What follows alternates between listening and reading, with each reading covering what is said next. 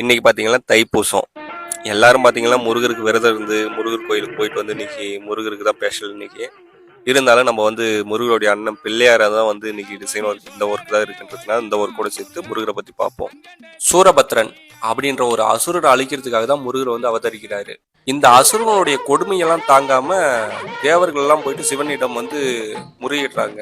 அப்போது சிவனுடைய நெற்றிக்கண்ணில இருந்து ஒரு 6 தீப்பிழம்புகள் வந்து வருது.